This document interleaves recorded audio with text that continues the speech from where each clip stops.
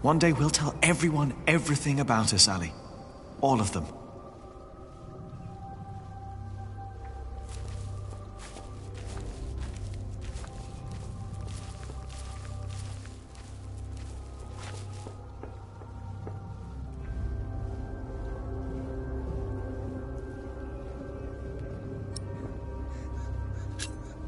Maybe we should have told everyone while we still could.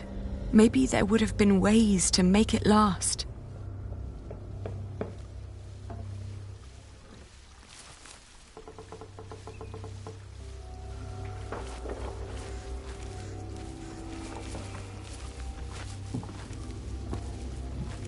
Jack! Oh, what is he doing in there?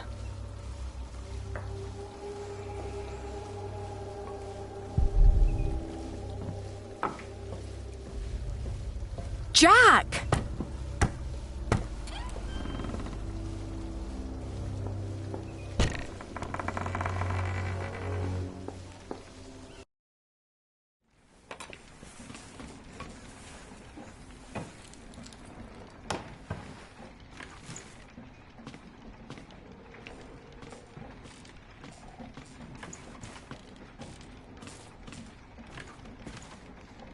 Oh, Jack.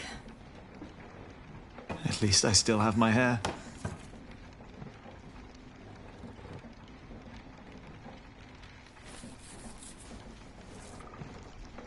Where can we go from here?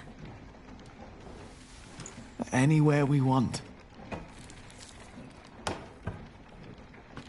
What is this? I told you I had a surprise for you. Remember? This is it. What is it? It's a first version of a fulling mill. It's fulling the cloth all by itself using the motion of the water wheel. Yes. What do you think? You'll be able to sell even more cloth, not just wool, like you wanted to.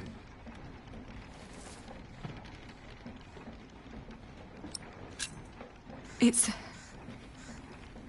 a brilliant invention. It's what I always wanted. Then why do you look so sad?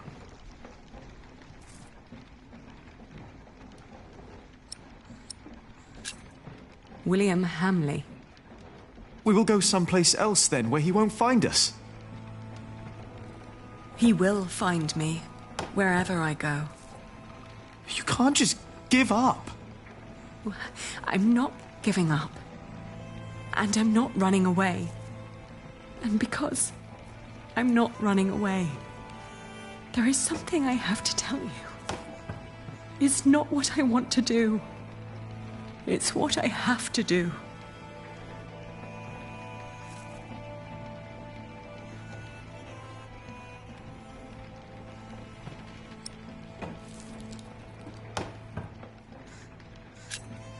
Oh, Jack, What is it?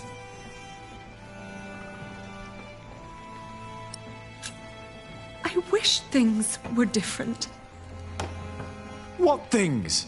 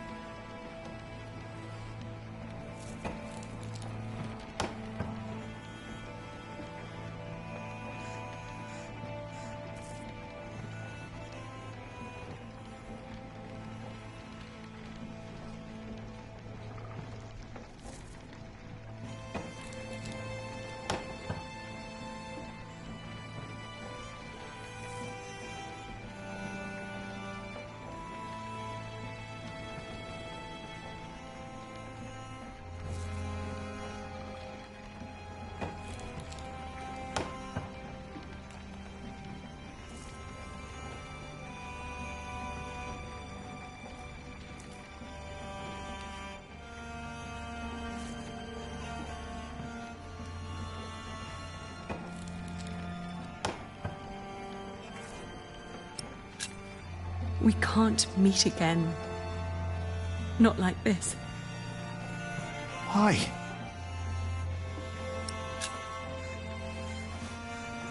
I'm getting married. To support Richard. To whom? It's not important. William will burn down anything that I build up. This is the only choice I have. My husband will pay for Richard's expenses. It's the only way my brother can protect our people. I will marry you.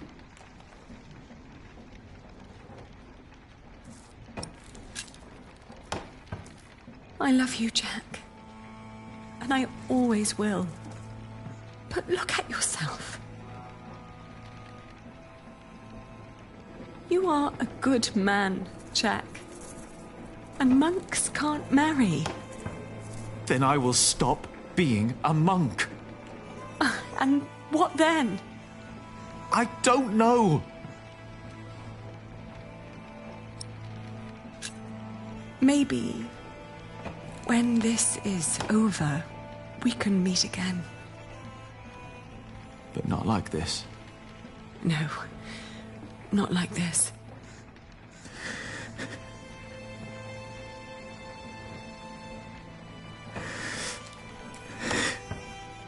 Don't say that.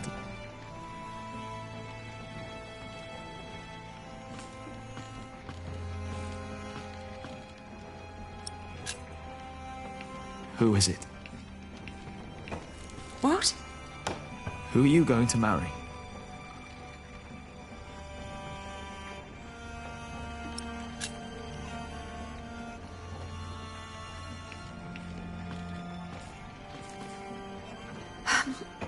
He has steady income from the houses he builds in Shiring and Winchester. And he is a master builder now. What?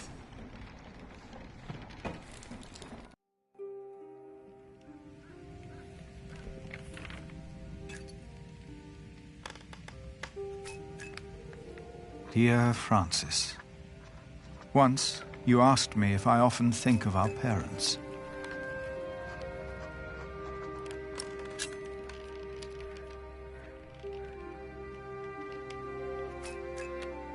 I do. And I often think of the day they were killed. And of how Abbot Peter took us in. Peter raised us and taught us about God. We grew up in the safety of the monastery.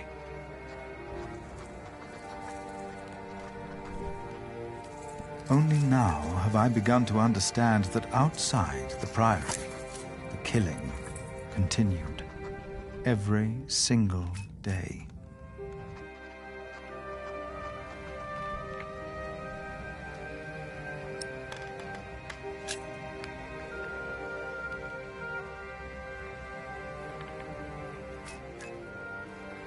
I have come to believe that if God existed, he would not allow all the pain and bloodshed.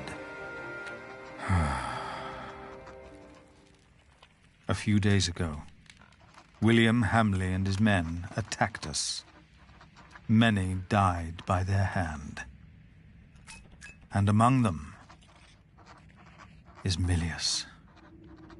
First, I believed I had brought the devil to Kingsbridge, for I thought I had seen him in Lincoln. The last few nights, I did not sleep.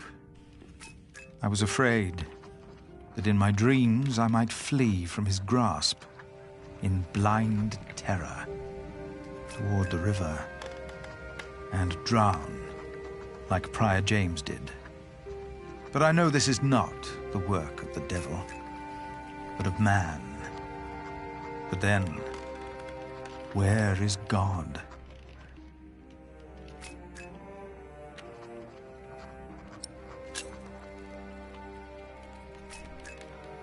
Most of what Abbot Peter taught us was wrong.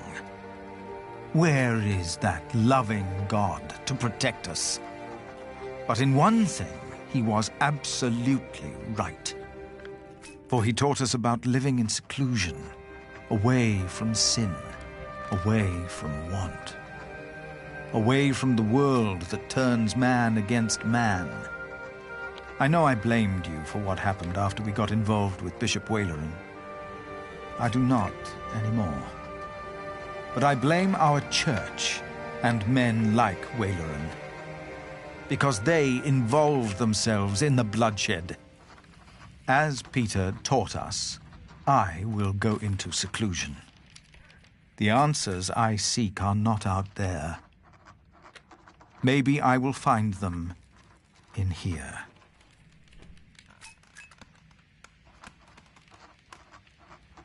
Put that away! Stop it immediately! No, Jack! Oh!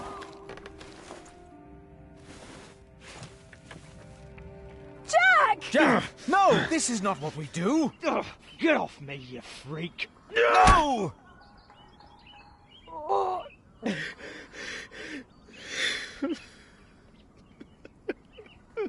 Jack! Take him away. Lock him up.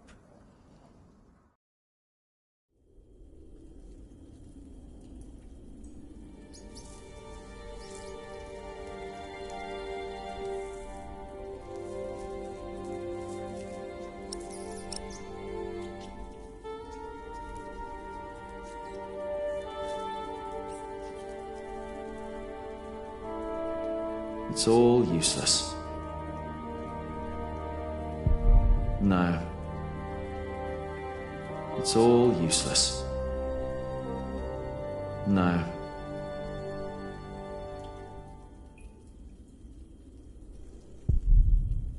It's all useless.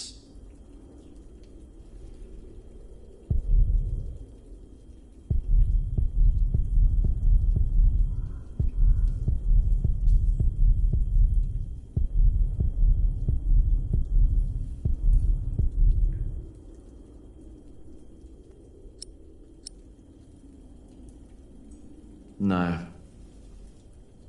It's all useless.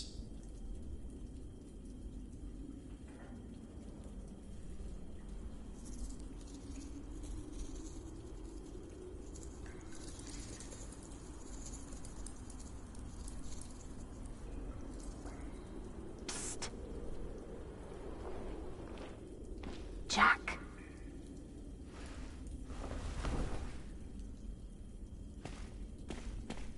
Mother? The water duct runs right under the cell. Look for a loose stone in the floor. It'll sound hollow. What? How do you know that?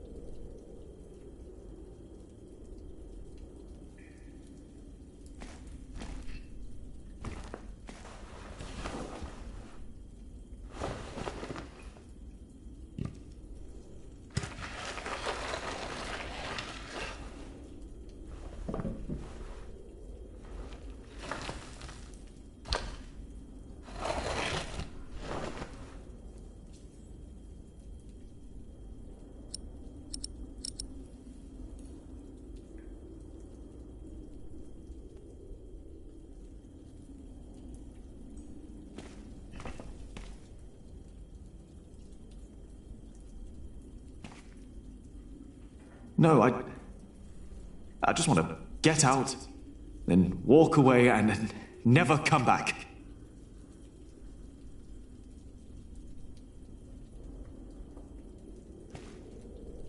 The slab is too heavy to pry out with this.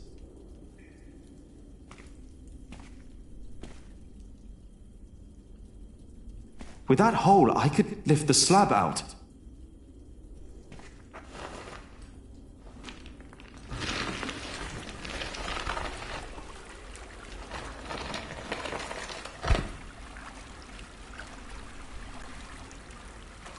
She was right.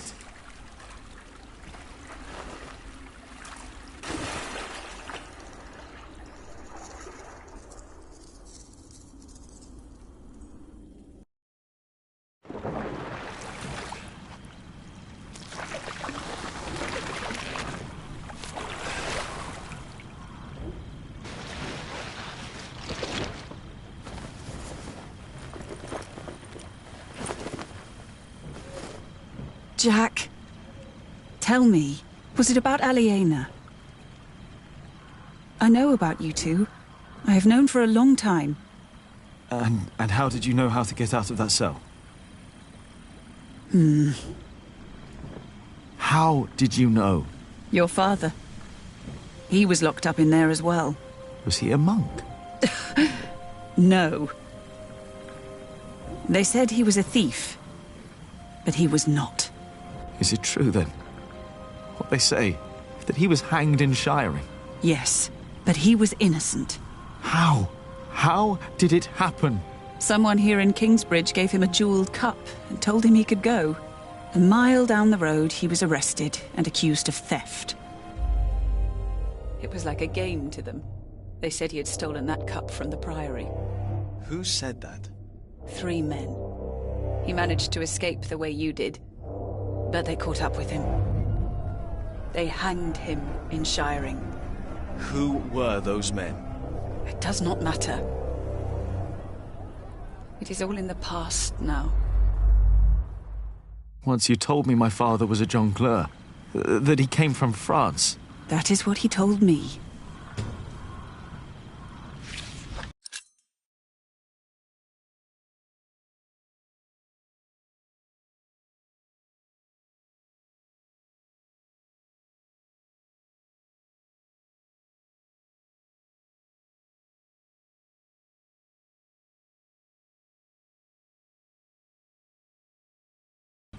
You want to leave?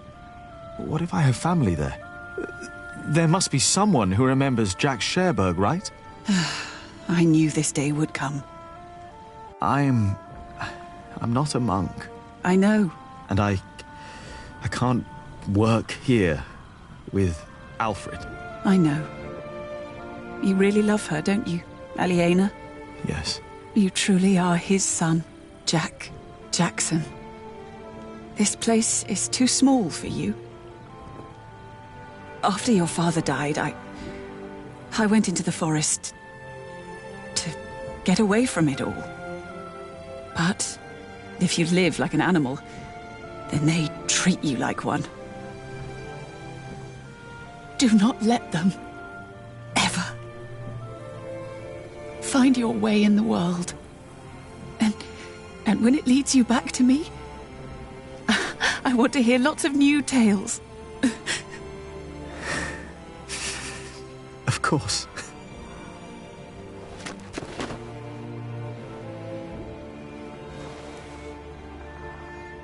Those that killed your father, the people they killed, will return to haunt them.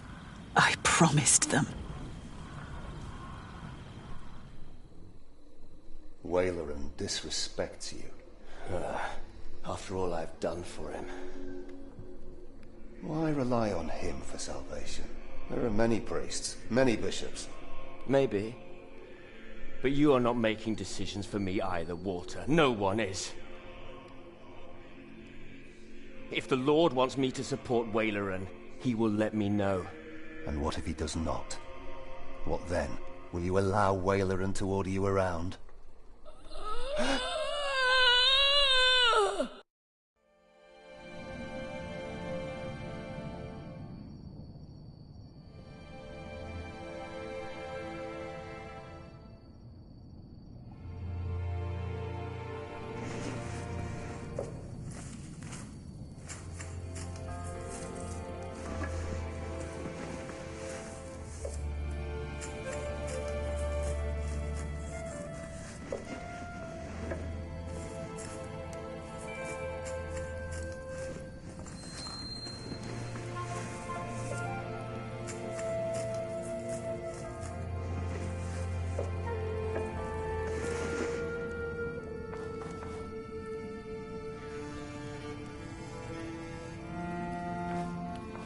Whew, it's getting cold.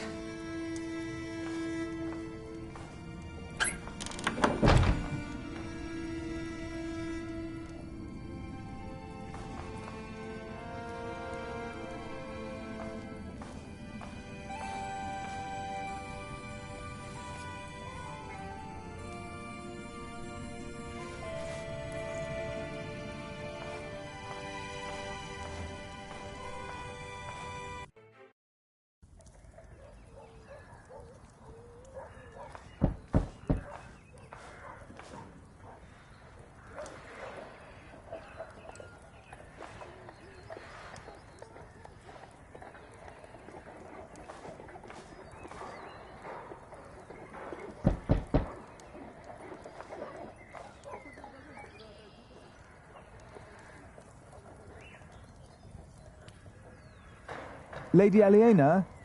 I'm sorry, are you there?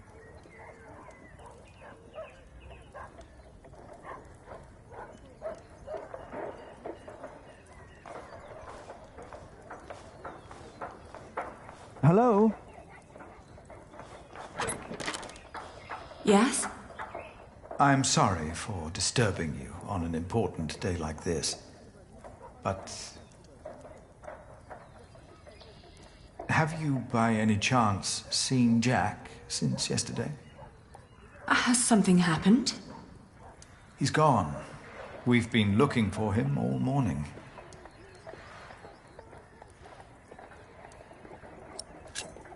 He's gone? Well, yes, and I'm afraid it is my fault. I had him locked away. But in the end, I just punished anger with wrath.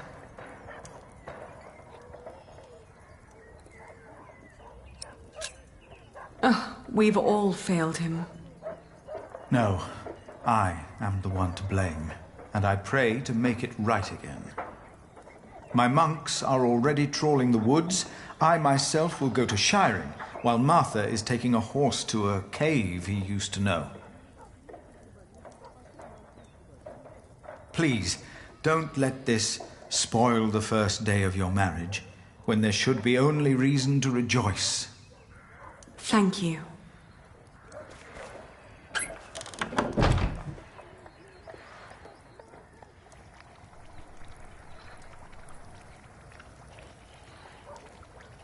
They still haven't found him?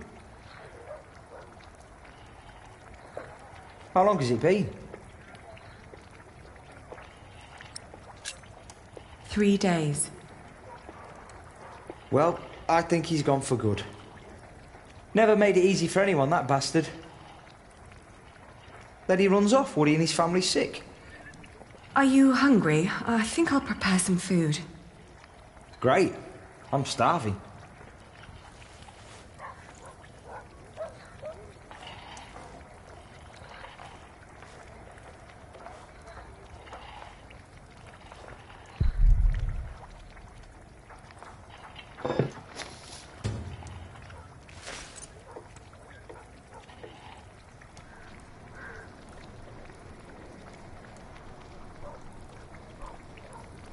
We've been married for what? A week? I haven't been counting. Right. Feels like a lifetime already, doesn't it? Yet, we still haven't... You know...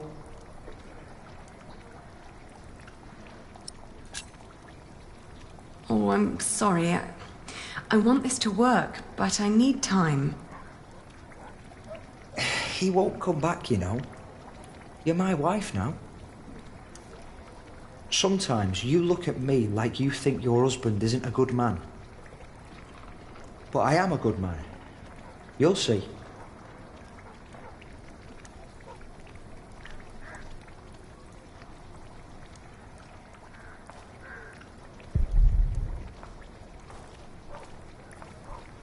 Where are you going? Oh, nowhere. I just needed some more herbs for the soup. Huh? I think everything you need's here.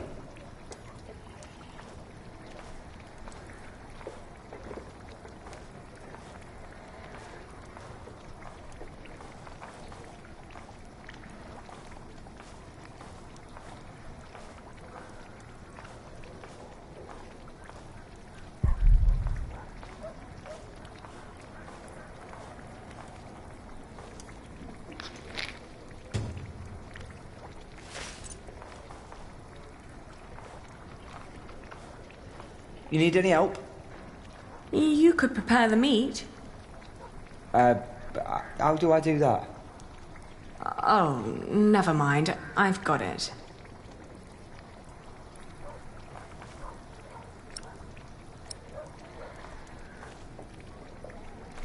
What are you cooking? Frumenti. What's going in it? Wheat and ale with milk, spices, venison and eggs. Well, as long as it tastes good.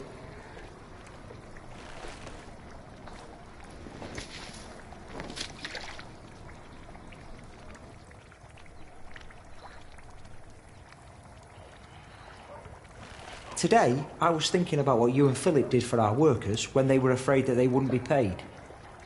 Offering them coin to make them stay and feel safe. What if I did something similar? How about I could offer them pay in case something happens? Like an insurance. What do you think?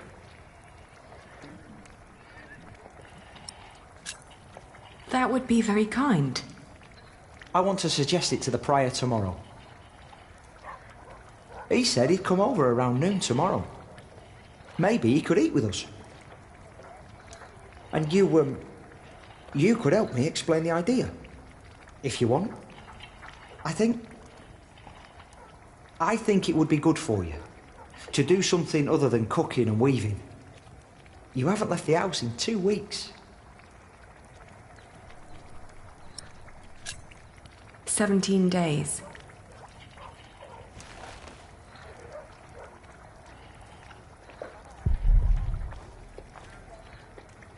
It still needs eggs.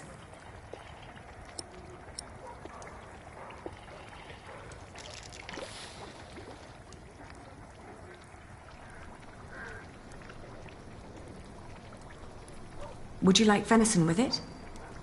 No, thank you. I'm just here to talk. Ascetic as always, I see. It just turns more and more into a habit, really.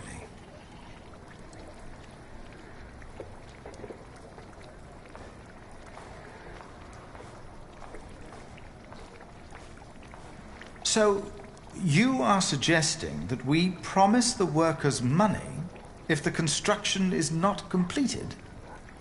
Yes, as an insurance. Since the Fleece Fair, they've been quite worried. It would ease their minds a bit. Yes, especially since they know they don't have to finish the cathedral in order to get rich. It sounds to me like we would be tempting them to fail deliberately. I hadn't thought about that.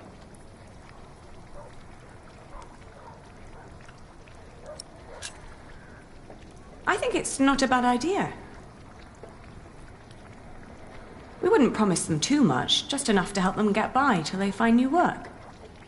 It would ease their minds a bit. Yes, you said that.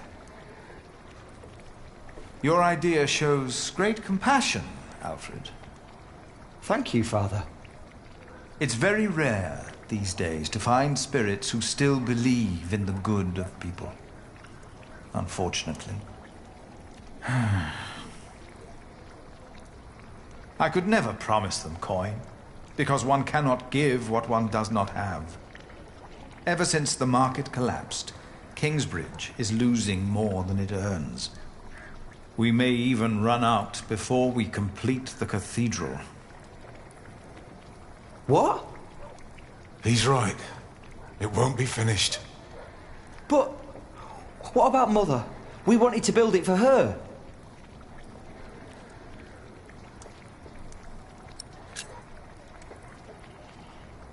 Could you build faster?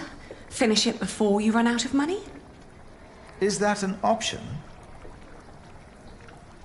Master Builder, you've been awfully quiet so far. It's hard to say.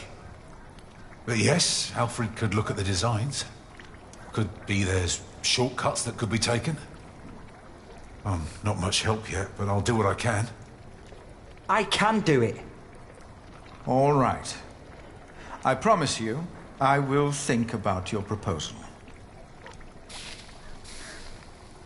Oh, milady, your soup.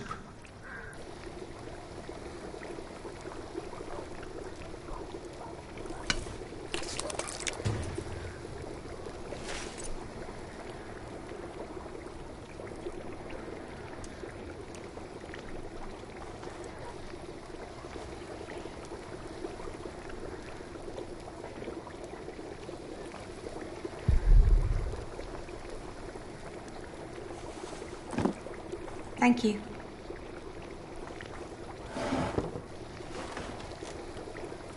I'd never thought that my brother could work so hard.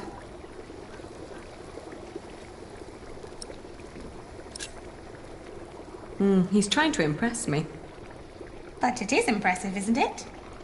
I would never have thought. Really. Alfred has changed. He used to be such a bully. He seems really concerned about things now. About Kingsbridge, about you, about your family. I can't wait for you to give me a little nephew or niece.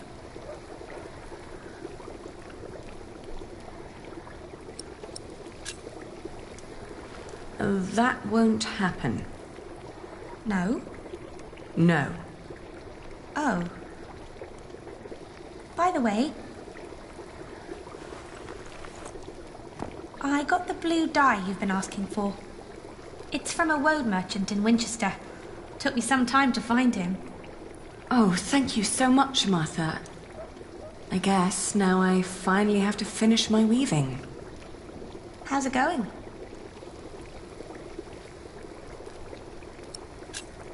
I'm taking my time. I'm not in a rush. What does Sir Richard think of the idea? I haven't told him yet. When he comes here, he's mostly interested in coin. But that's the deal. He fights and I pay. It's an endless circle.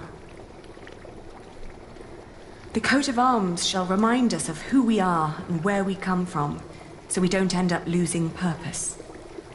Have you decided on an animal yet? You really should have an animal on it.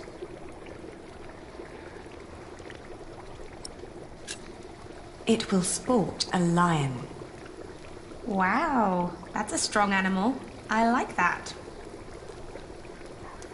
Ali, I'm so sorry that I mentioned wanting a niece. I just thought, in the last month, that you were, well, growing a bit. Oh, I'm just getting fat. You're not getting fat? You forget that there's not a lot for me to do other than sit around and eat. Then we should take a hike soon. Stretch your legs and get some sunshine. I'd like that. I would like that a lot. But not today. I need to finish the coat of arms first. Get it done while I still can.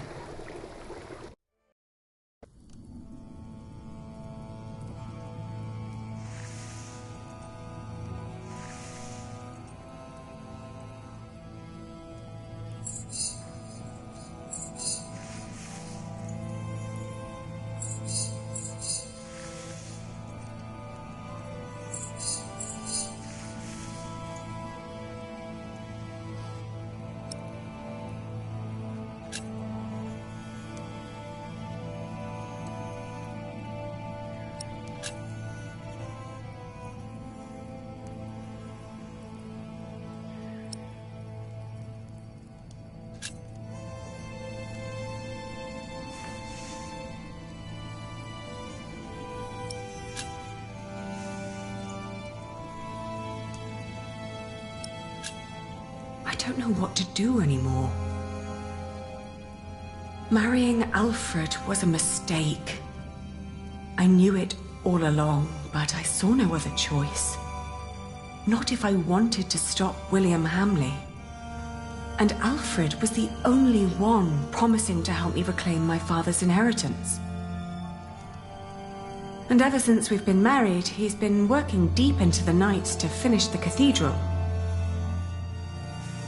And when he's home, he expects nothing in return, although I can see so much longing in his eyes. He does whatever he has to do, yet none of it pleases me. All I do is bicker.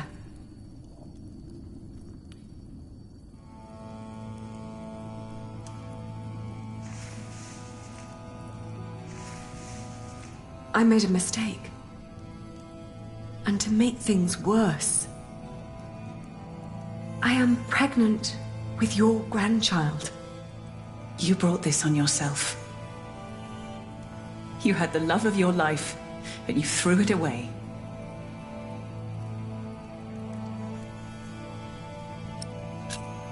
Do you scorn me for what I did?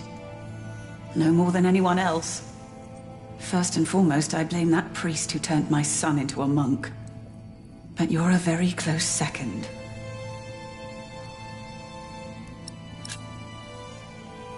What if I brought Jack back? Oh, Aliena.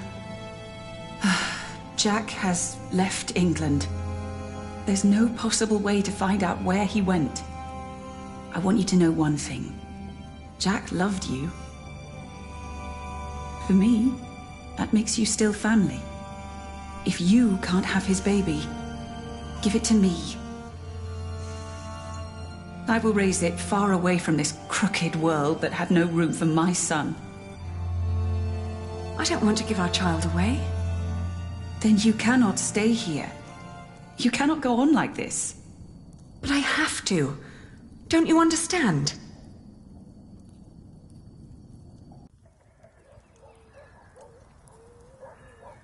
It's finished. I want you to wear it when you go to battle. To remind us of what we are fighting for.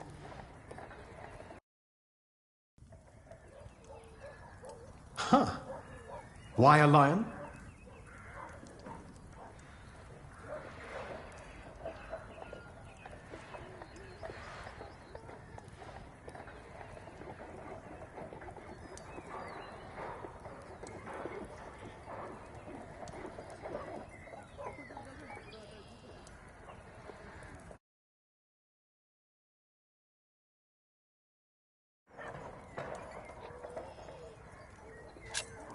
Because it's a noble and proud animal. It symbolizes what we should ceaselessly strive to be. You hear that, Alfred? I'm a lion. Rawr. Grow up, Richard. This is important. Sorry. How's the war going, by the way?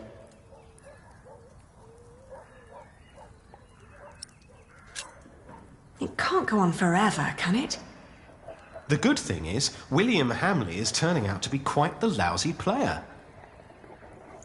In our last battle, he ran away when things started to get a bit tight.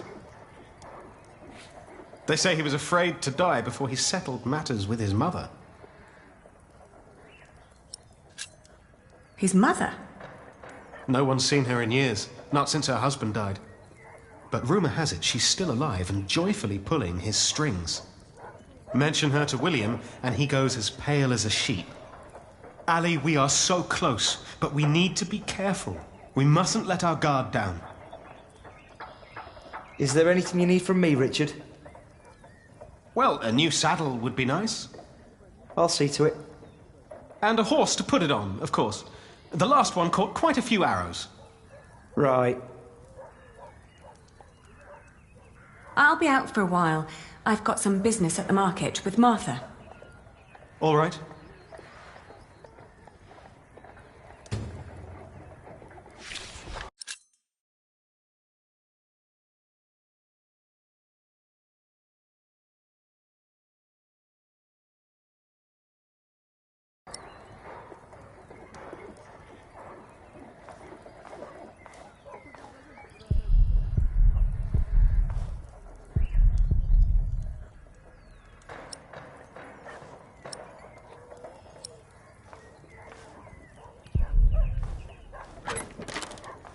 I can't believe you two have almost done it. You've almost won your father's earldom back. Oh, don't say that until it's actually happened. I'll see you later in the evening. Ah, there you are. I always wondered what it would have been like to grow up in a forest. Oh, it's cold. Very, very cold. When I was young, I spent a night in Ellen's cave. If it hadn't been for her soup, I would have died for sure.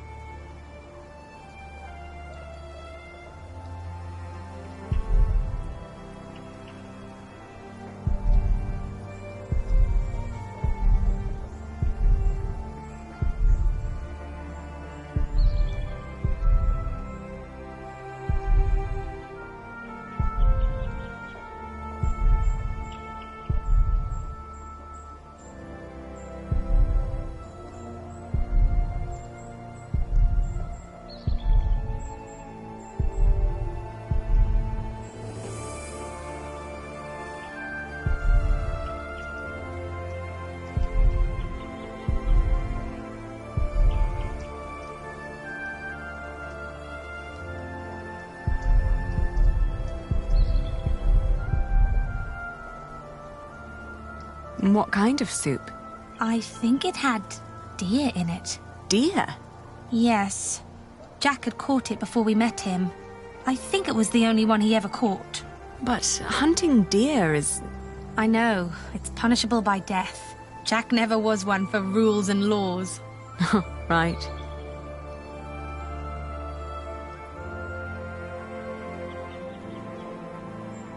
He was always busy with something. Just not with what Tom asked him to do. Jack? Yes. Yes, he was.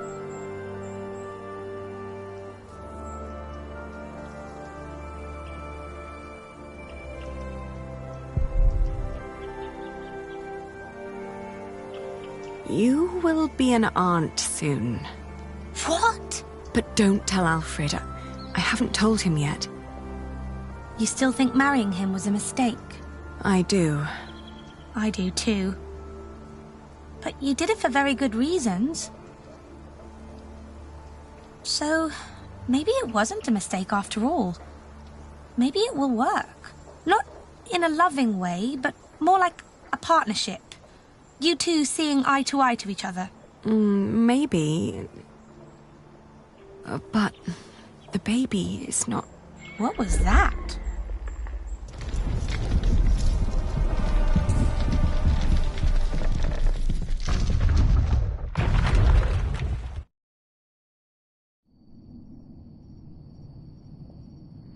They built it too fast.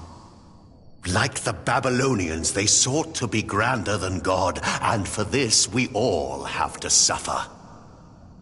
A stone roof. Alfred tried to build a stone roof without telling Papa.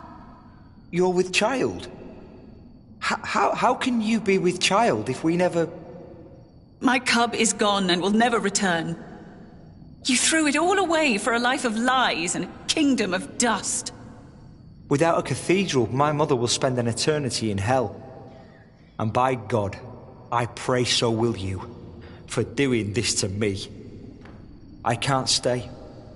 Not without work, and not like this. Shh. Shh. There's no need to cry.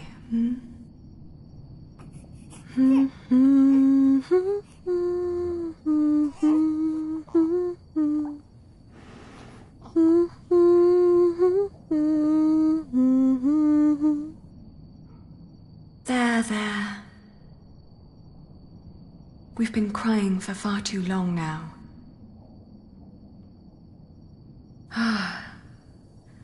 Where do we go from here?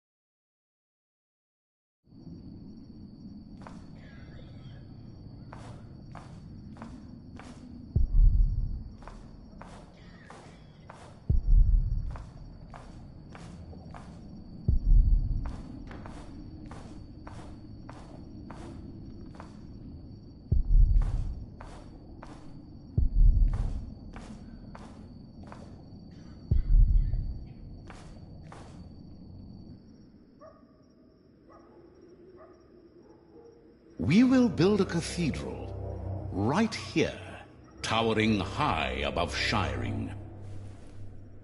But it will not be a cheap undertaking. Money is no object. I shall build it for our Lord and my mother, so that the Lord will heal her. I am sure he will. Ah, yes, there he is. Who? We will need a master builder. My bishop, I think I have the right man.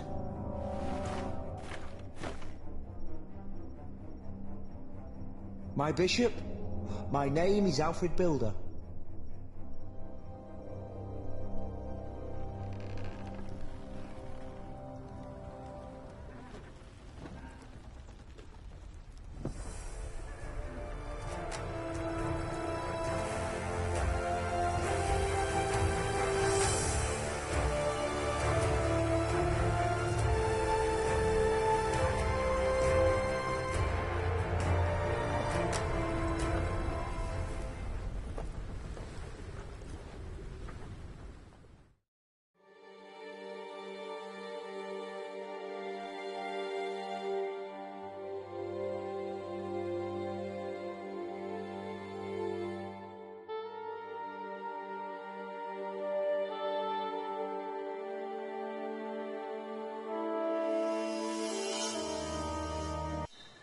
Next time on the Pillars of the Earth, witness the climactic final part of the series.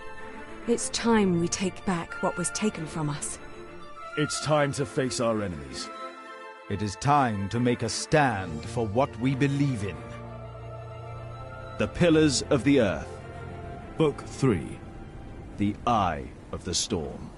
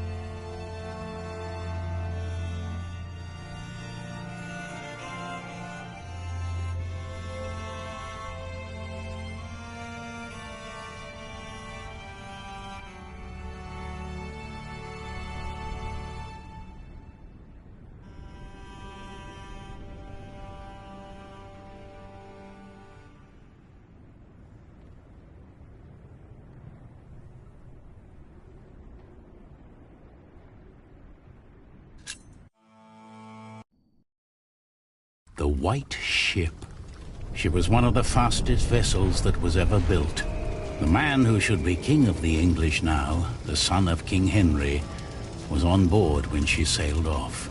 And with the prince there were 140 knights and many nobles, all on their way from Normandy to England. They say the ship hit the rocks, and then a fire broke out. Even before the White Ship had departed, the prince and his men had begun to drink and get violent. Monks that were meant to bless the voyage were then forced to disembark. Some say the ship had been cursed. The king's son and many of his family were pulled down into the Black Sea that night.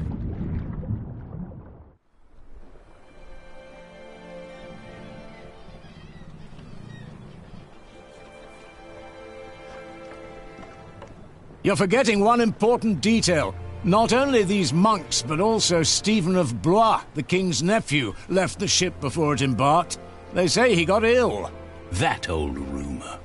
The same Stephen who calls himself the King of the English now.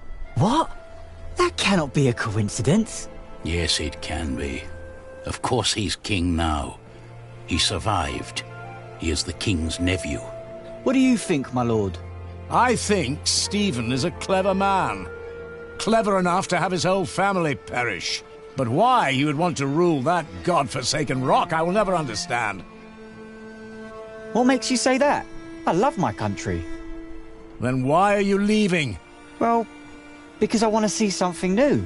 I'll tell you what you're going to see. A proper country, where people know how to behave.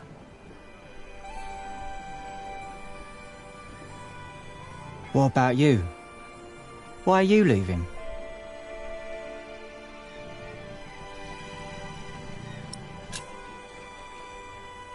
I'm looking for someone. For who? I guess I should stay out of other people's business. Forgive me. You English do talk a lot, don't you? I just don't know how to feel about leaving my country for the first time. I mean, how should anyone feel? Hopeful? I don't know. Maybe I'm just running away.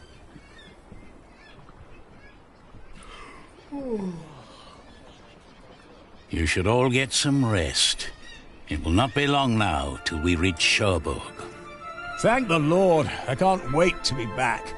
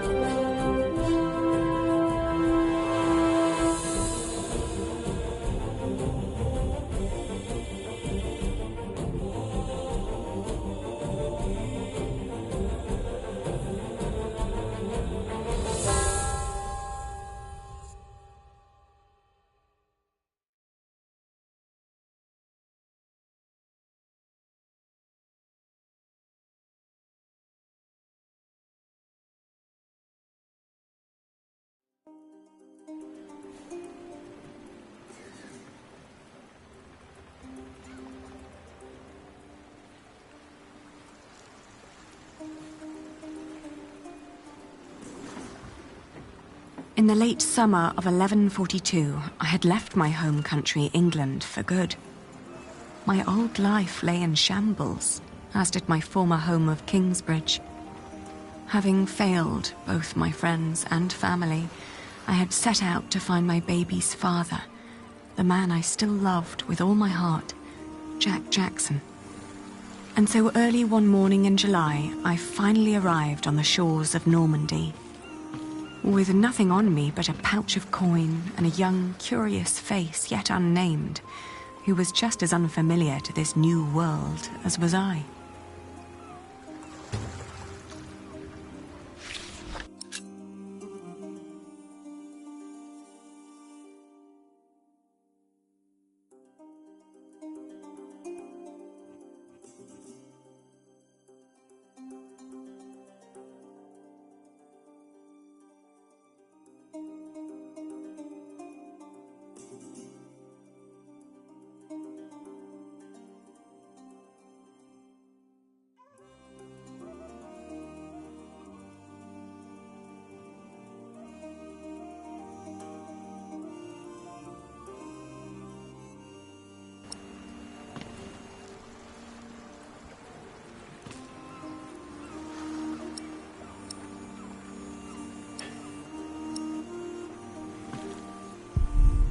You're still here? Oh, it's you. I'm just trying to get my feet used to good solid ground again. The last bit of our voyage wasn't exactly my pint of ale. That hammer you're carrying, do you happen to be a mason? Actually, I am. You have a keen eye, mistress. I guess I just know a mason when I see one. To be honest, I haven't been one long. Just finished my apprenticeship in Salisbury. Before that, I used to shear sheep with my parents, but I guess that wasn't really for me. Father still hates me for leaving, though.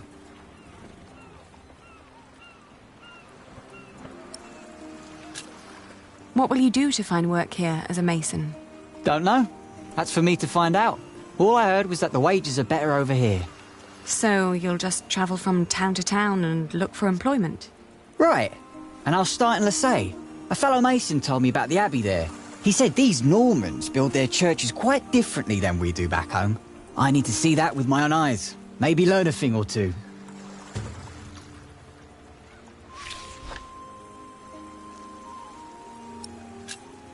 Do many masons go to Lasay?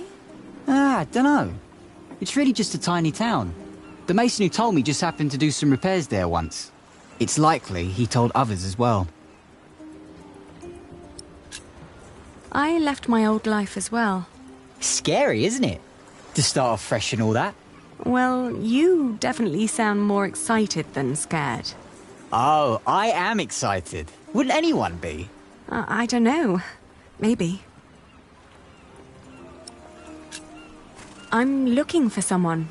A red-haired mason called Jack Jackson. He came to France about a year ago or so. A fellow mason? Great. Unfortunately, I wouldn't know a thing. After all, I just arrived here with you. I know, but should you meet someone like that on your journey, tell him Aliena of Shiring is looking for him. All right. Jack Jackson. I'll keep an eye out for you. Thank you. Have a safe journey. Oh, thank you. You too.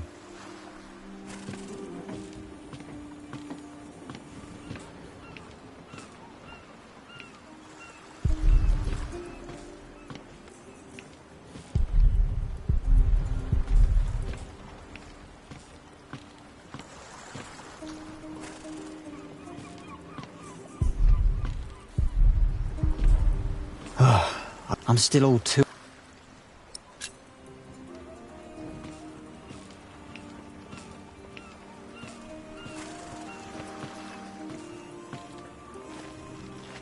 Good day. I am looking for someone. A traveller who came through here last summer. Oh, hush now. I need to talk to this man. Looks young. He was born at the beginning of summer. What's his name? I haven't given him one yet. You should. He needs to know who he is. Makes growing up a lot easier.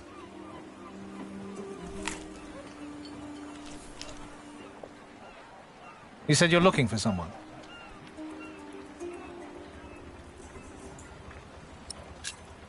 I'm looking for the boy's father. From the look of your baby, I reckon his father has red hair like me, right? Well, I don't know every redhead around these parts. There are quite a few of us. Most of my family here in Cherbourg is ginger. Oh, his name is Jack Jackson, and he is a mason. No. No, sorry. I haven't seen him. And I come here every day. Maybe Amay saw him. She helps the sailors get their cargo to the nearby towns. Carries travellers, too. I'll ask her. Well, thank you.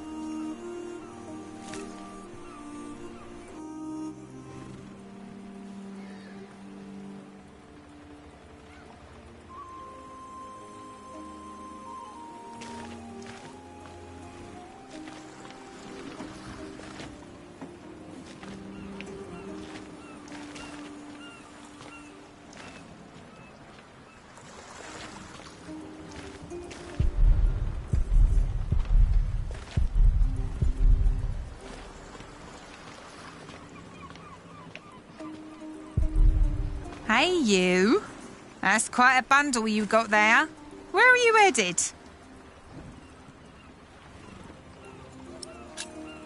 Have you seen a red-haired mason? He must have landed here sometime late last summer.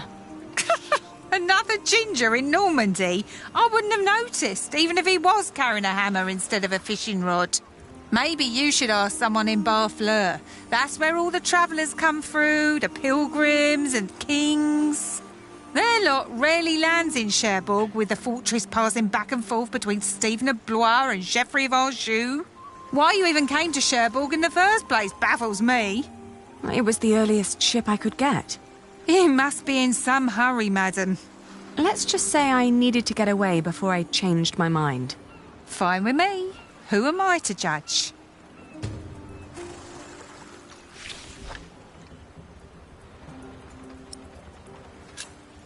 What other routes are there, besides going through Barfleur? Oh, I don't know, really. You need to ask the locals about that. But Barfleur sounds like a good place to start. Shake my hand and I'll take you there.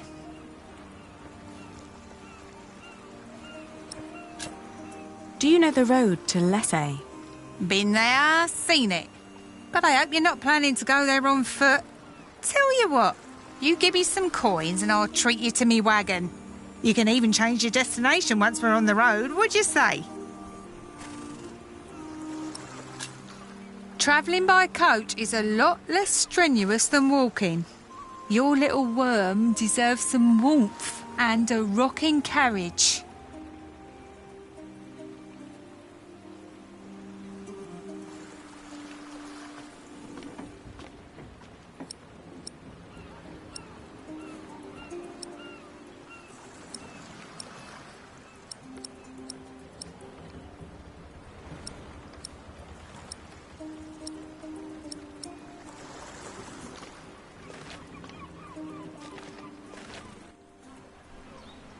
Apart from Barfleur, what other ports do people commonly use to get into France? Apart from Barfleur? Well, there's Harfleur. Sometimes people even go through Honfleur, which is close by. You could ask Amé to take you. I might. Thank you for your help. I'm afraid I can't help it. You really are quite like him. Maybe I should become a mason then.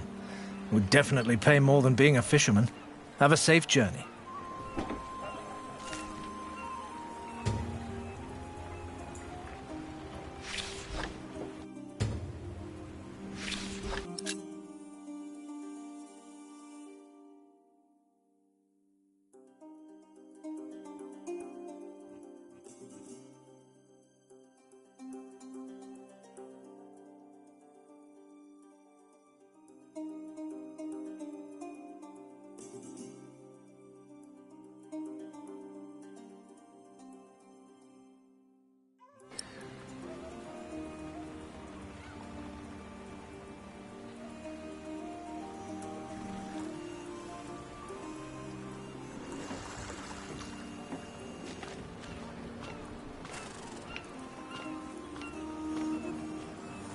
Changed your mind, Matt? You know, I reserved a... All right. Take me out of town. All right. Where'd you need to be?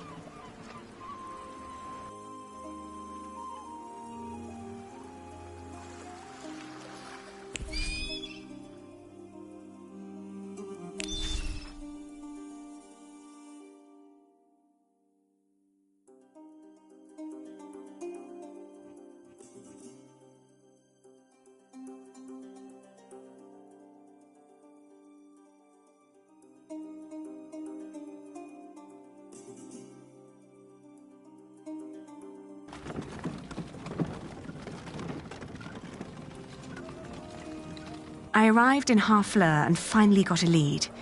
In an inn, a man remembered a red-haired Englishman who had planned to head past Lessay to the Mont Saint-Michel.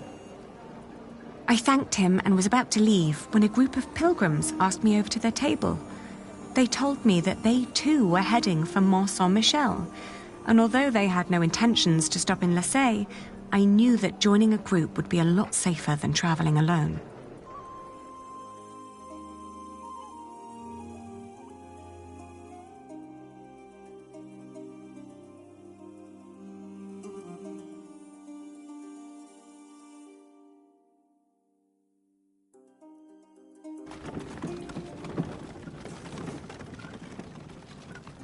Lessay was tiny, but as it turned out, worth the trip.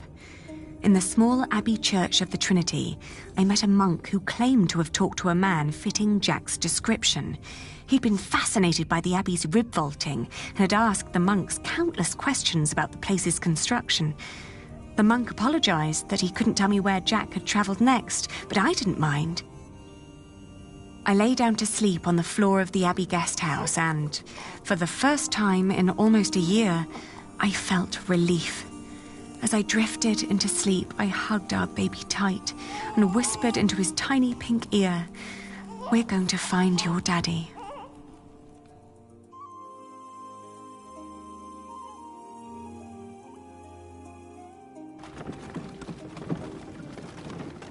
My father had once told me tales of the Mont Saint-Michel. Long ago, the Archangel Michael had urged Hubert of Avranches to build an abbey on a lonely rock on the ocean by burning a hole into his head. They say one can go and see his penetrated skull on display in the church of his hometown. It was a windy day when I arrived, and the place was crowded with pilgrims and jongleurs. I remembered Jack's fascination with these tellers of stories. I spoke to one who was just taking a break. As it happened, he had indeed met Jack, although not in Mont Saint-Michel, but on a road heading east from there. Apparently, Jack had been hopelessly tracking jongleurs who might have known his father, Jack Cherbourg. But as he'd been gradually running out of money, he'd intended to look for work in Le Mans or Tours. That was about 6 months ago. I was catching up.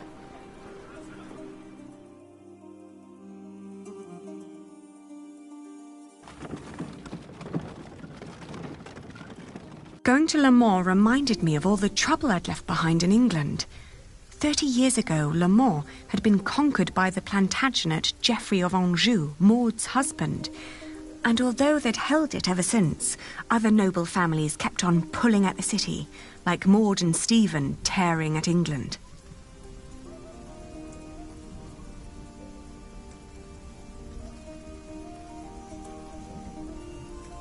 There was no sign of Jack, but I got news of a new kind of cathedral being built in Saint-Denis, just north of Paris. It was possible that Jack had gone there to learn from the craftsmen. That was, if he hadn't travelled further south, looking for work in one of the many churches in Tours, the hometown of Saint-Martin.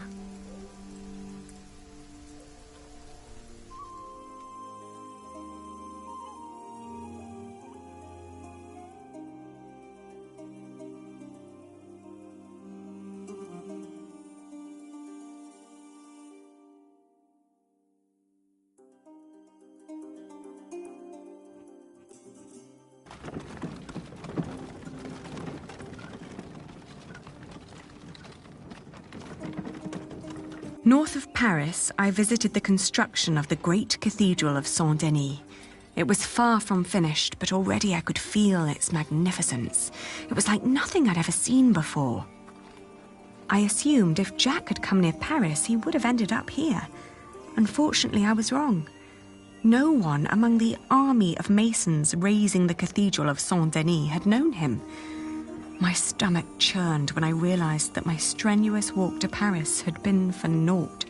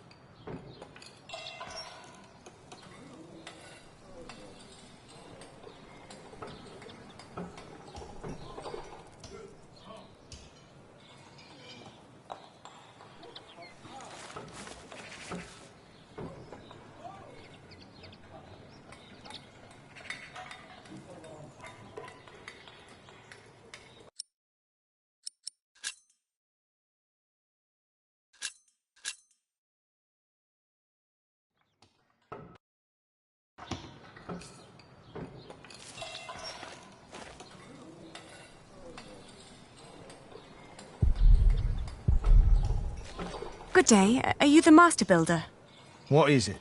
I'm looking for a mason who may have passed through here. An Englishman with carroty hair. He calls himself Jack Jackson. A redhead? Yes. Did you see him? He might have asked for work here. No, I'm not looking for new masons. We're just doing repairs. Ah, but was he here? No, never seen him. Now, stand back, woman. Something could fall on your baby's head. Are there other construction sites around Tours? Well, yes. It's a big town. And where would an outsider most likely find a job? Dunno. Ask around.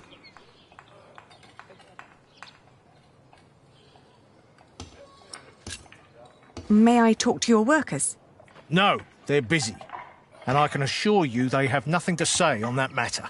Perhaps I'll talk to them once they've finished for the day. It would be a waste of time.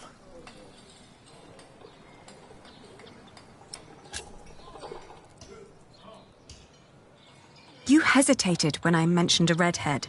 Are you sure you haven't seen him? Yes, I am sure. All right, he was here. Was working for me. But I had to throw him out after 2 or 3 days.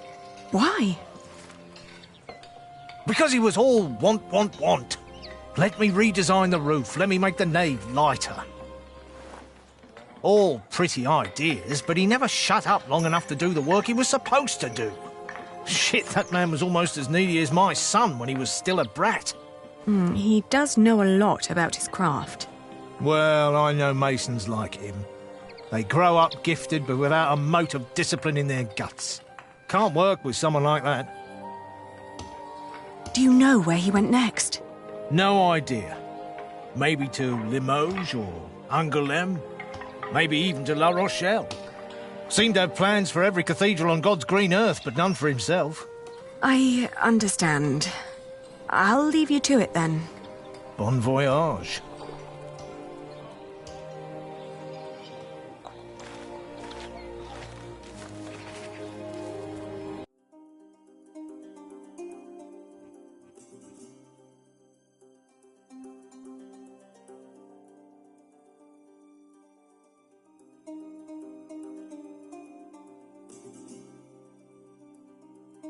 We had just left Tours when I suddenly felt dizzy.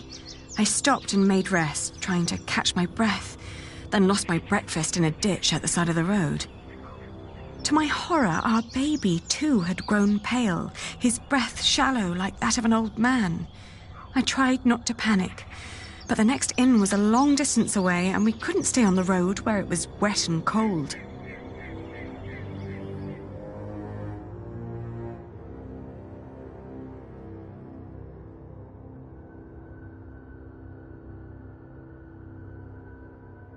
Back in Tours, the fever got worse. I remember people carrying me into a room, laying me on a bed. I tried to feed my baby, but after that, everything turned into a blur. When I awoke, Jack was standing next to my bed. He scolded me for following him.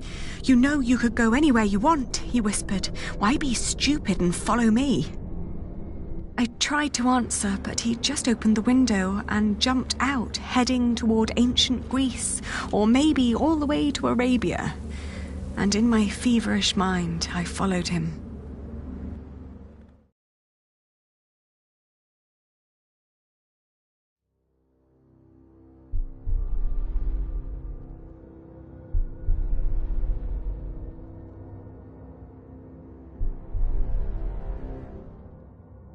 The further I went, the angrier I got. For years, I'd been fighting for my family. I'd committed myself to an oath to my father. I'd built up a business to sustain it and even married a man I despised so I could create a future for the people around me. I'd known nothing but my duty to the men in my life, while the man I was trying to find lived a life of casual irresponsibility. He travelled the world on a whim to learn about mathematics and philosophy, while I had to raise the child he'd fathered. When could I ever do anything just for myself? I asked the world as I went on.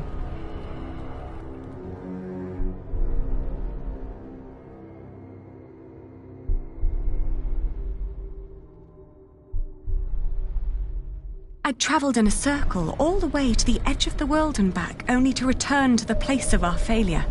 With my eyes closed, I listened to the sound of ripping yarn and crumbling walls, and of coaches carrying good people away into a cloud of crimson dust.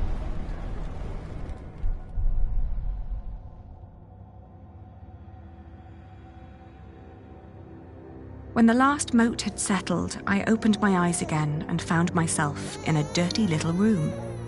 An old maid was sitting next to my bed and smiled at me, then handed me my baby.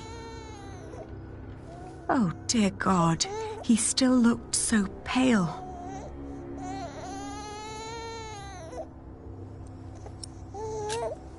I tried to feed him, but he refused. Oh, please, God, let him live. Don't punish him for my own sins. I gently caressed his head until finally he put his mouth to my breast and drank more and more, becoming greedier with every swallow. We had both been spared. We rested one more day. Then I gathered my things and headed back to the cathedral to thank the Lord for his mercy.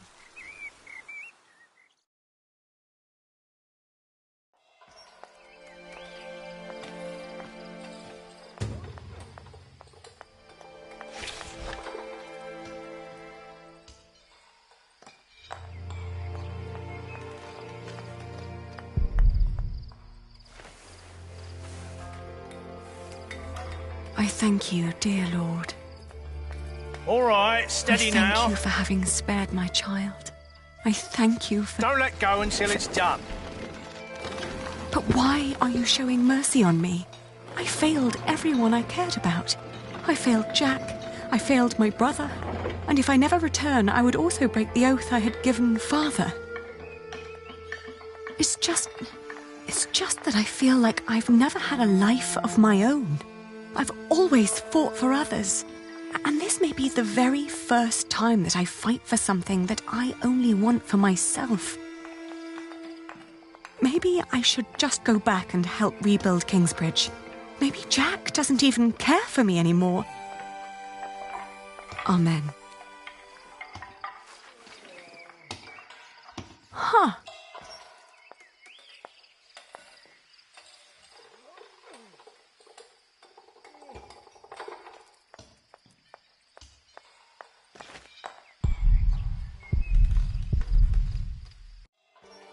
I've seen one of those before. It's amazing, isn't it? The man who did that really had it in him. Had what in him? The spirit of a true Mason. It's a shame that the Master let him go. In just 1 month, he did so many things.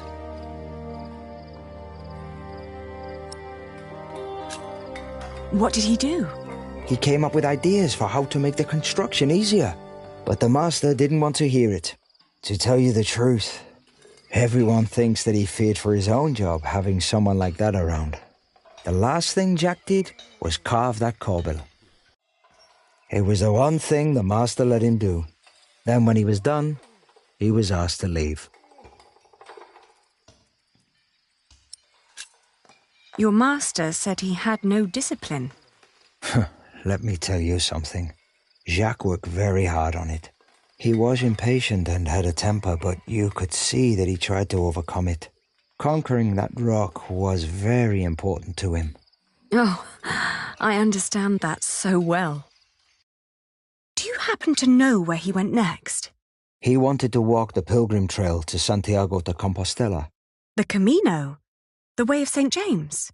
He said he might find someone there who knew his father. Just one more thing. How was he when he left? Never thought about that. Relieved, I guess. He seemed ready for something new. Thank you so much for your help. Think nothing of it. And good luck on your travels. May you find what you are looking for.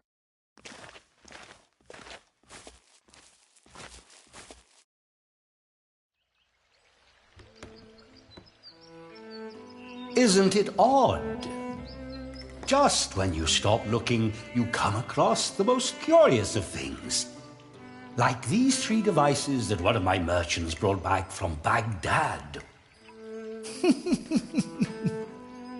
Oh no. Is it another one of your Banu Musa toys, Rashid? They're not toys, Adriel. They're objects of scholarly ingenuity and reflection. I will let my valued friend from the north do the honors.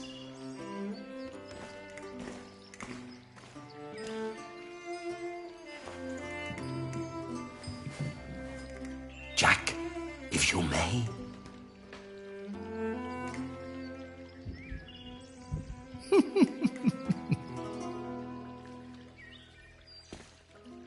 For one, let me draw your attention to the magnificent songbird on the table. And then to that wondrous donkey next to the entrance. Although the most...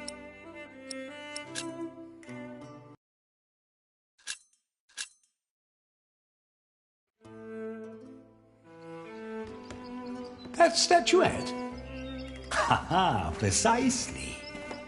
But one thing at a time. No, it's too heavy. Let us let Jack decide what to demonstrate first.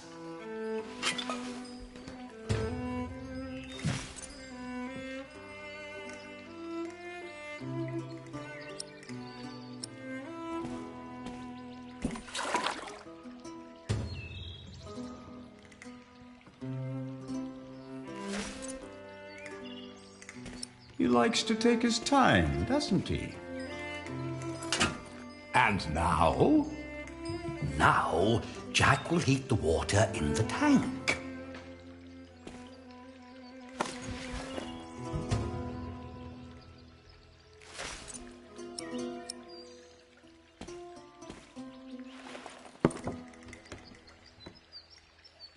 It's so beautiful it will make you cry.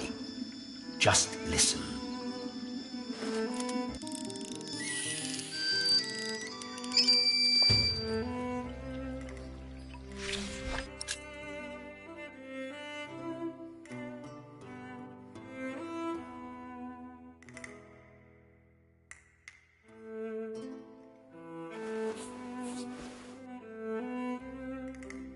Well, how marvelous! How does it work? Maybe it's a miracle. Right. Go on, Jack. Tell them.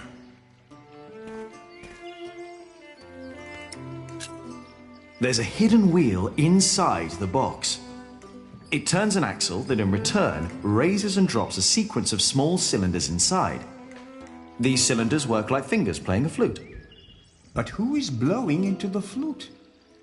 Steam. Steam? Yes. When I opened the pipe, it gradually pushed itself into the tube. The power of steam. For once, I must agree, this is brilliant.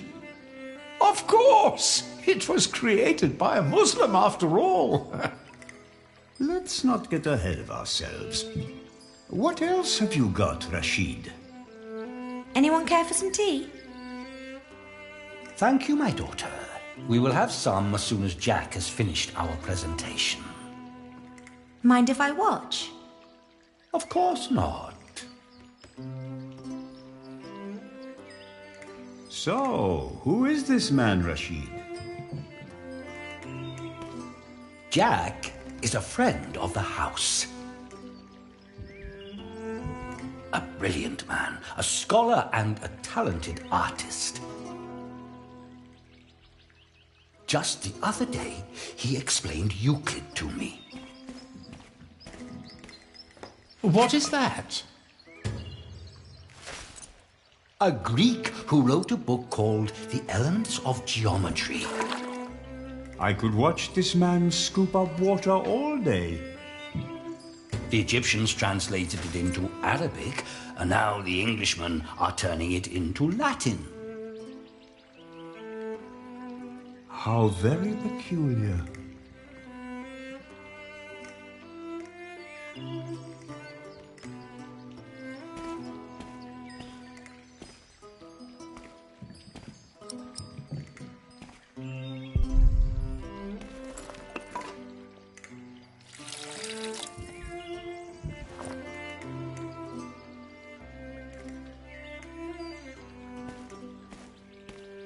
Now, watch the head. Just any moment now. There. Did you see? It threw up. Rashid, this is disgusting. Oh, far from it. Would you kindly explain how it works, Jack? You see that bowl floating on top of the water? At the bottom of that bowl is a small hole. Through it, the bowl is slowly filled with liquid. Once it's full, it sinks, pulling a string which makes the ball drop onto a weight. This, in return, pulls the bowl up again, emptying it in the process. Thus resetting the entire mechanism. If you timed it perfectly, you could make it drop a ball at every hour. Turning it into a clock. How clever. For me, it's still nothing more than a puking donkey. Show us more, Rashid. One could join those two and build a singing donkey clock. One song after every hour. That would be pretty clever. I know, right? You could be the one to build it. Oh, that would be unfair. It's your invention. I would let you have it. Or we design it together.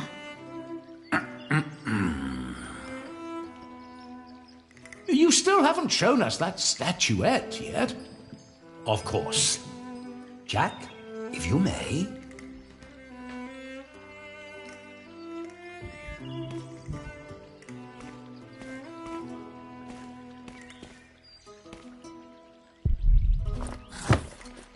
Oh, you will love this. Just watch.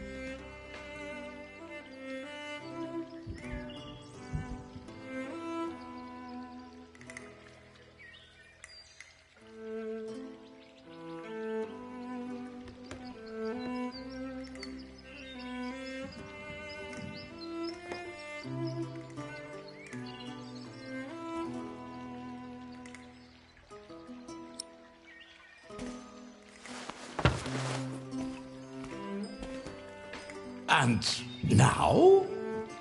Just be patient, but don't look away. It takes some time for her to... To do what?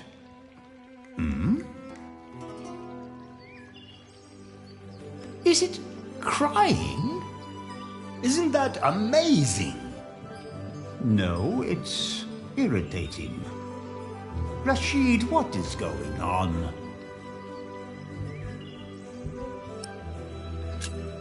It's a mystery. Rashid, please. We all know that there is no such thing as a man-made miracle. And this piece of wood is very clearly made by man. I very much agree, my friends. But so far, none of us has an explanation. All we know for certain is that her glassy eyes shed tears when you move her from warmth into cold. Like a plant at sunrise? Like dew? The only difference is the surface, that's all. I think you may be onto something. Am I? Of course, I had no intention of disturbing your conversation. But if you can find out why there's dew gathering on a plant, you may understand why that woman is so weepy. So, who wants a cup of tea? I'll have some. Your daughter is quite something, Rashid. A scholar in her own right. I know. I'd rather she wasn't. It would make marrying her off so much easier. Oh, I'm certain that won't stay a problem for long. Maybe the dew originates from invisible water in the air. Water that stays hidden when it's hot.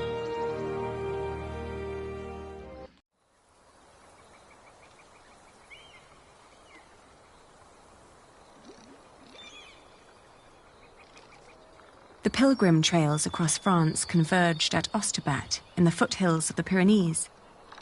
There, the group of 20 or so pilgrims who had been travelling alongside me since I'd left Tours swelled to about 70. Some were prosperous citizens, some probably on the run from justice, a few drunks and several monks and clergymen.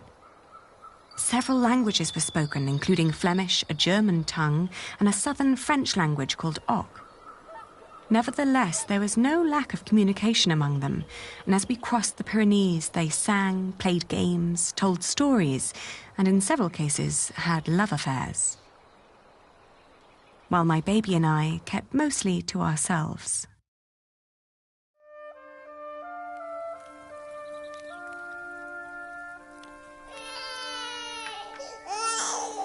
Ganz schön frech, die mit ihrem Kind.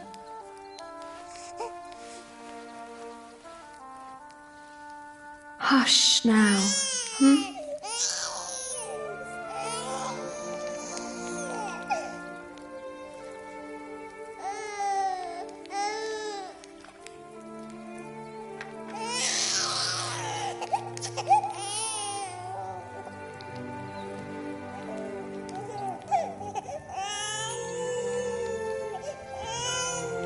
Richtig dreist.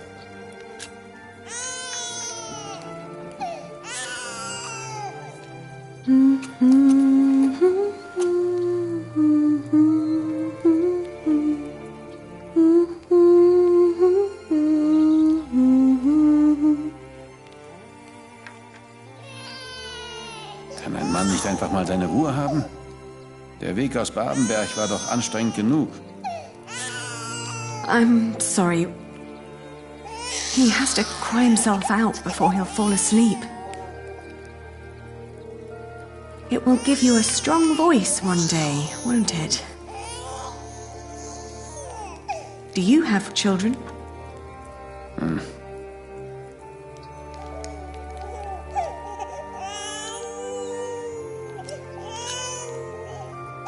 How long have you been traveling to get here? I met pilgrims from as far east as Franconia.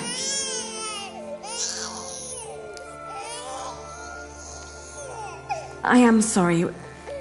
We'll go for a walk so you can get some rest.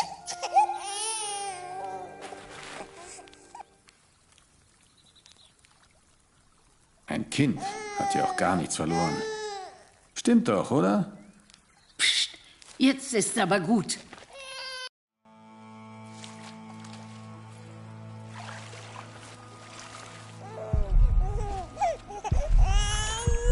Tomorrow.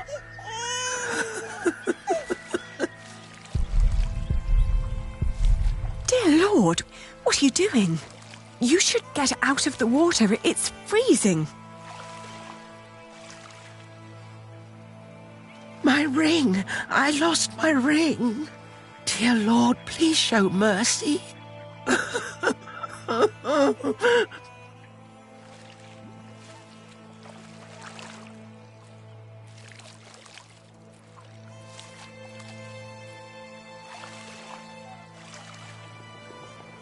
The cold will kill you.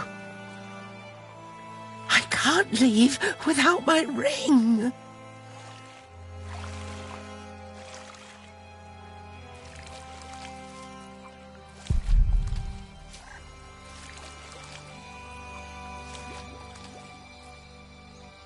Come back to me.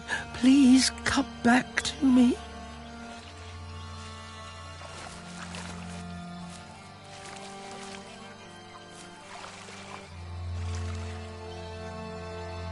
Where are you? Where did you go?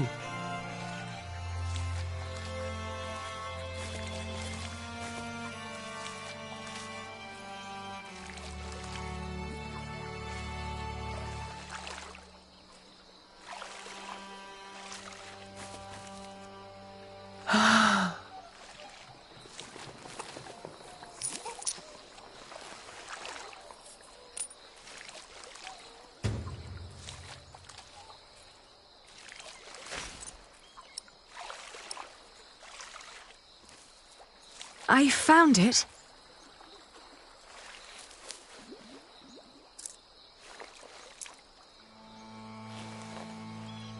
Yes! Oh, thank you. Thank you so much. You are a very kind woman. So very, very kind. I'm glad I could help. Yes, yes, thank you. Thank you so much.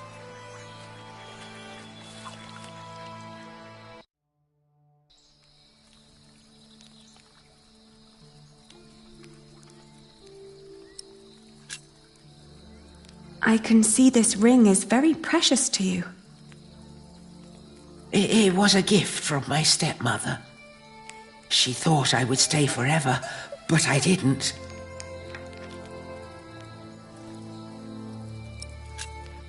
Are you getting warmer? I am, thank you. Why did you leave? Oh, I thought I didn't belong. She always said I was her daughter, but I was sure she was lying. I was so selfish and so stupid. Too stupid to see I really was happy.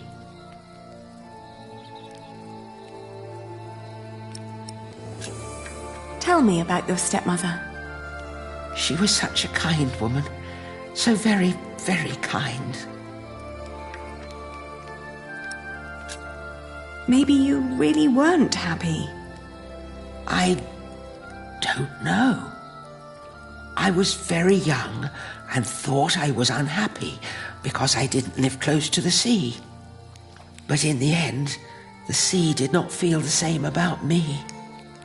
The cold there made me sick. It took away my sight.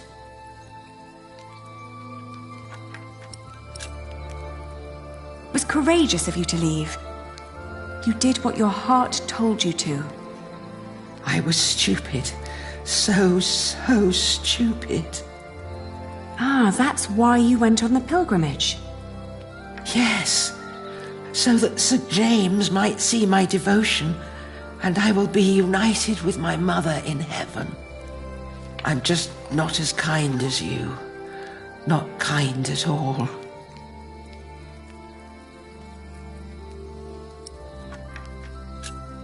Actually, we two have quite a few things in common. I too am trying to make amends with the one man I loved the most.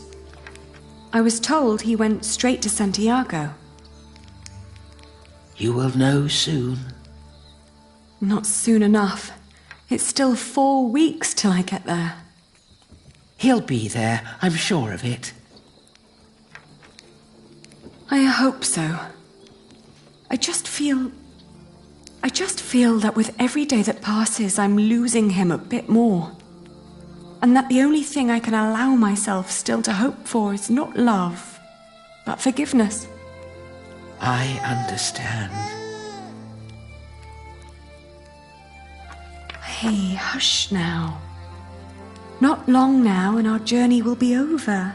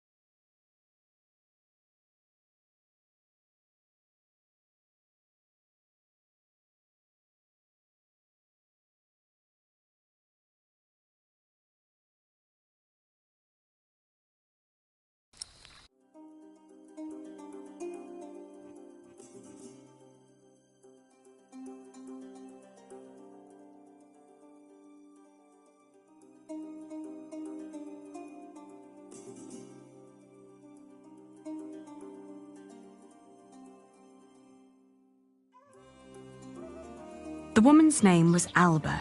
She came from a small town somewhere in Catalonia. I quickly got used to her constantly feeling out for her stepmother's ring and the sad guilt that would always follow in her milky eyes. I wasn't sure if she appreciated my company, but I couldn't leave her on her own either. By the time we reached Los Arcos, she'd stopped talking, while I kept on dropping a kind word here and there to let her know I was still by her side.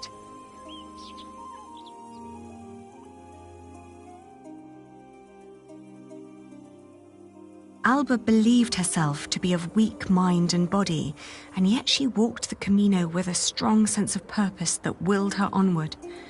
It made me wonder about what I'd told her about my own journey.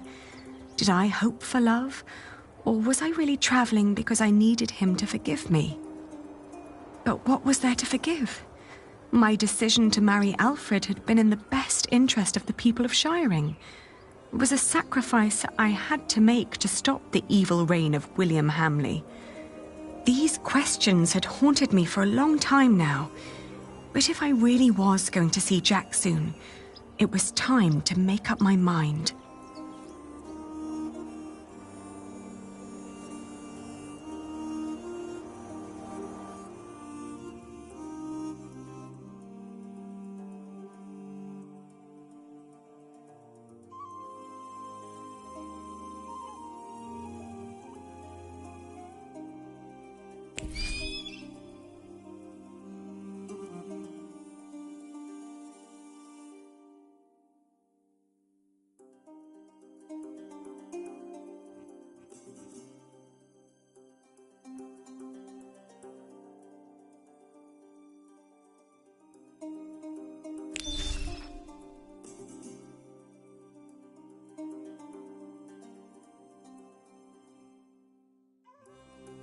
Around Lyon, the path began to gradually turn uphill.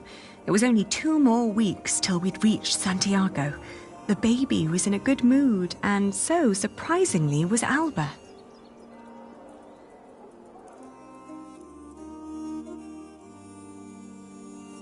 After Astorga, the trail got more difficult.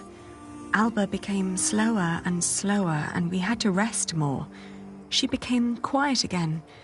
The strain on her old body grew, and she worried that she might not be able to reach the end. Still, we managed to push onward.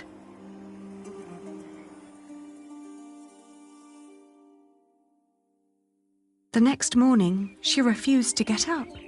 Her breathing was disturbingly shallow, and she hardly noticed me touching her forehead. "Everything hurts," she said, and urged me to continue without her.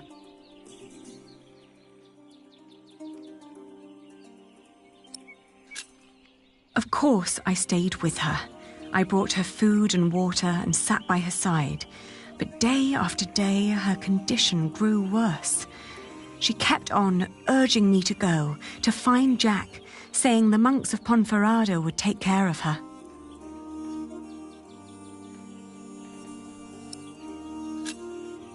I'd hardly known her, and most of the time she'd tried to push me away, as if she considered herself a nuisance that slowed me down and who didn't deserve company. It wasn't until a few moments before she died that, For the first time, she smiled at me, and I still like to believe that here, in this unlikely place, dying next to a near stranger, she'd found a moment of serenity and happiness, but she'd not reached Santiago. When I left, that thought still haunted me. To see that a journey could come to an end so suddenly. But what would be different if she had reached Santiago? Could she have been disappointed by what she found?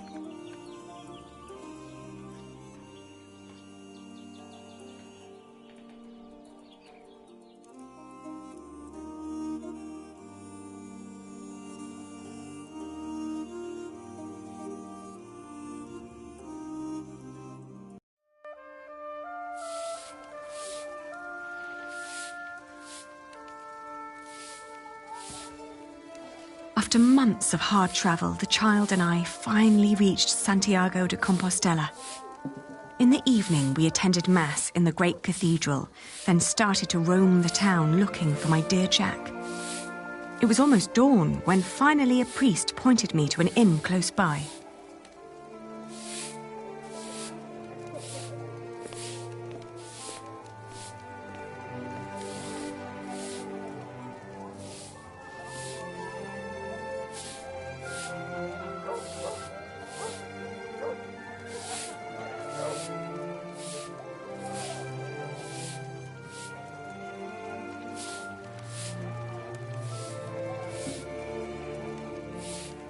Buenos dias.